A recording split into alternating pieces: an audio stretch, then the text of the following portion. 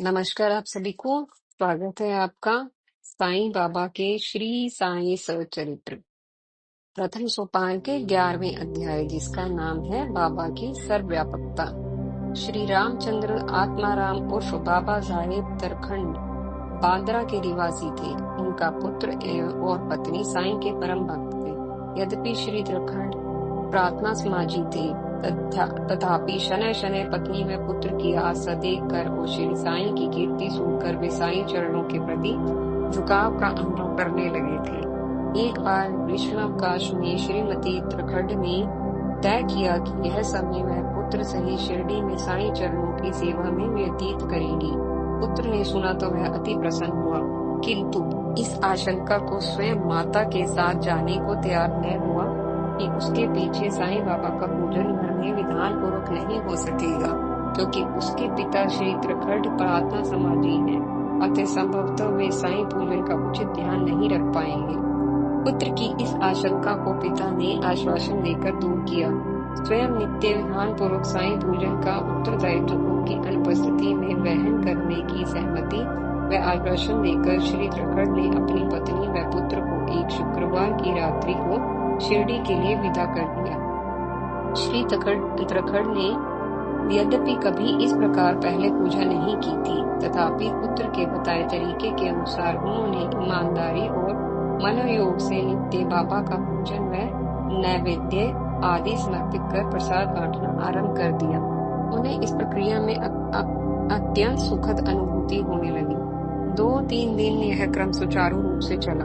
मंगलवार को ऑफिस जाने में विलंब होने के कारण वे साईं की पूजा कर नैवेद्य समर्पण का कार्य रसोइये के सुपुत्र करके ऑफिस चले गए, मगर रसोइया प्रमादवश साईं बाबा को नैवेद्य समर्पित करना भूल गया। सो श्री तरखंड की थाली में प्रसाद भी न रख सका। भोजन के लिए दोपहर तक को घर लौटे श्री तरखंड ने जब थाली में प्रसाद न देखा तो उन्होंने अपने रसोइये से इस विषय में प्रश्न किया। रसोइये को तब अपनी भूल याद आई और वो क्षमा मांगने लगा। श्री तरखंड को बहुत दुख हुआ। उन्होंने तुरंत साईं बाबा से इस भूल की हृदय से क्षमा मांगी और सारी घटना का विवरण पत्र में क्षमा याचना सहित लिखकर पुत्र को शिरडी भेजा।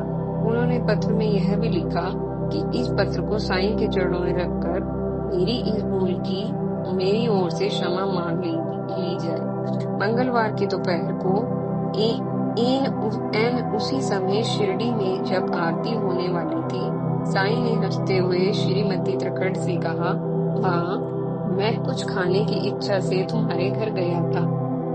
ताला लगा देख किसी प्रकार भीतर गया, परंतु वहां पाया कि भाव यानी कि श्री तरखंड मेरे लिए खाने को कुछ भी नहीं रख गए हैं। सो मुझे आज भूखा ही लौटना पड़ा। साईं के कथन का मर्म किसी के पल्ले न पड़ा, परंतु श्री तरखंड के पुत्र को लगा कि अवश्य ही उसके पिता से साईं पूजन में कुछ भूल हुई है। सो उसने पत्र द्वारा पिता को इस विषय में लिखा और निवेदन किया कि भविष्य में वे साईं पूजन में ऐसी त्रुटि नहीं करें। बाद में श्री तरखंड को उनके पुत्र को श्री तरखंड का पत्र मिला। तब सारा समाचार ज्ञात होने पर साईं की इस लीला का विचार करके पिता पुत्र दोनों ही श्रद्धा से नतमस्तक हो गए। श्रीमती तरखंड से ही संबंधित 2 इस प्रकार की घटनाएं और भी प्रस्तुत हैं। इनसे साईं बाबा की सर्वव्यापकता, अंतर्यामिता और भक्त वत्सलता का सहज ही अनुमान होता है।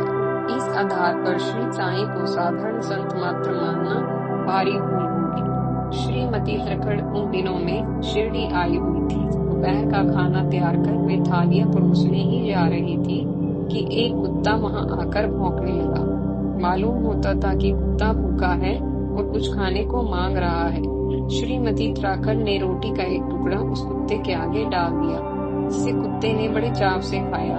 उसी शाम में साईं दर्शन के लिए जब द्वारिका माई मस्जिद पहुंची तो साईं ने मुस्कुराते हुए कहा, माँ, आज दोपहर तुमने मुझे बहुत स्नेह से मुझे भोजन कराया, मैं तृप्त हो गया। सदैव ऐसा ही किया करो, पहले भूखों को भोजन कराओ, फिर स्वयं पाओ। ईश्वर तुम्हें इसका सुफल कभी अवश्य देगा। जब श्रीमती तरखंड ने विस्मय और असमंजस के साथ पूछा, बाबा, मैंने आपको कब भोजन कराया? आपके तो दर्शन मैंने अभी किए हैं। तब बाबा ने हंसकर कहा, वह कुत्ता जिसे तुमने दोपहर रोटी दी थी वास्तव में मेरा ही रूप था।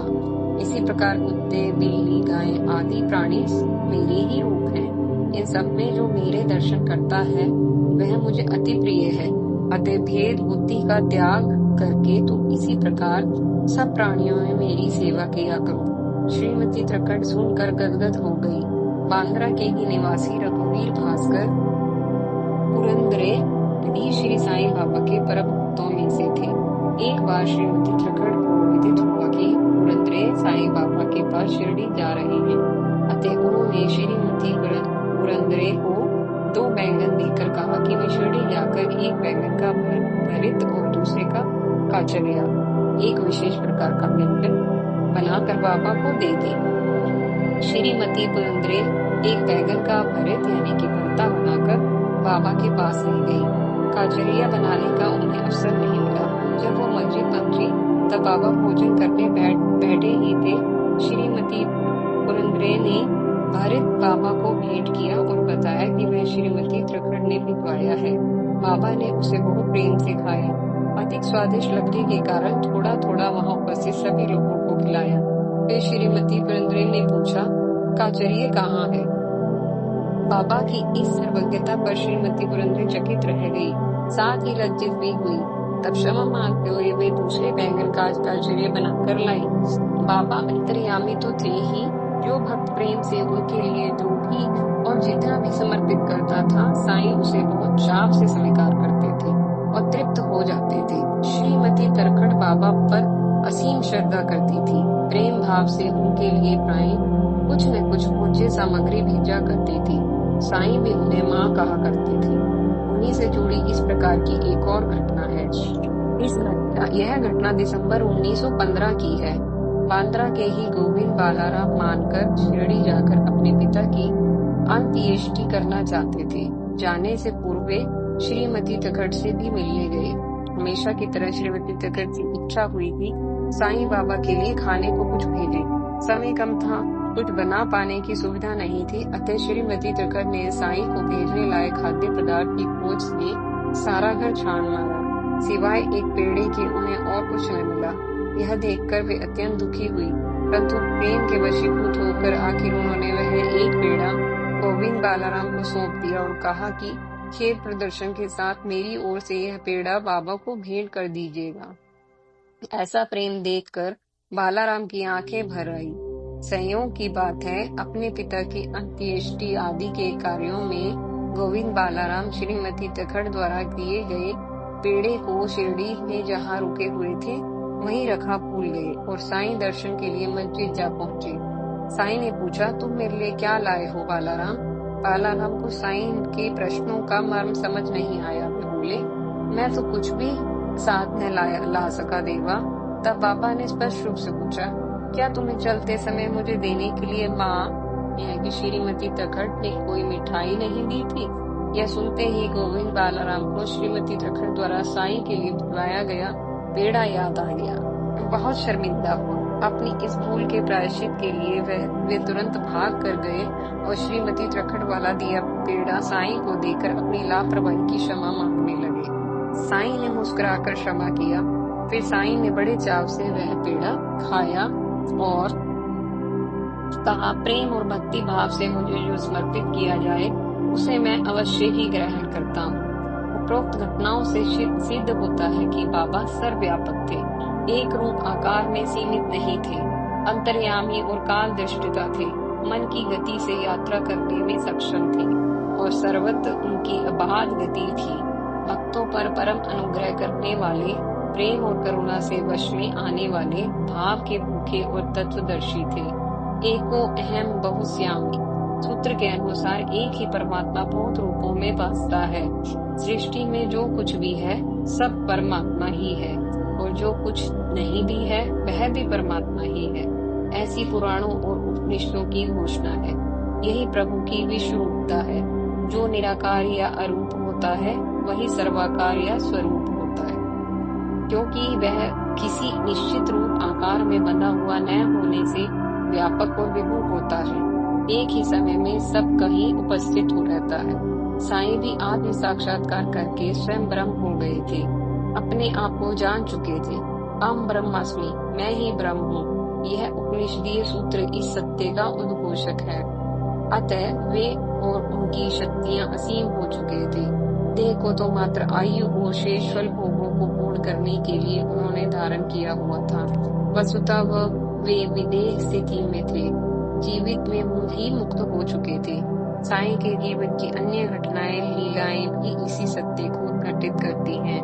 करुणा, परोपकार और प्रेम की मशाल जलाने के लिए, जन कल्याण के लिए ही वे जीवित थे। अपनी विभिन्न लीलाओं के माध्यम से उन्होंने जनहित में अनेक आदर्श स्थापित किए और सभी प्राणियों में उस प्रभु के दर्शन करने के सिद्धांत का प्रतिपादन किया। अगले सोपान में हम साईं के जीवन चरित्र के शेष पहलुओं पर भी दृष्टि डालेंगे और अन्य लीलाओं की भी चर्चा करेंगे। तब तक के लिए आपका बहुत बहुत धन्यवाद। चलिए मिलते हैं द्वितीय सोपान में अगले अध्याय में। धन्यवाद।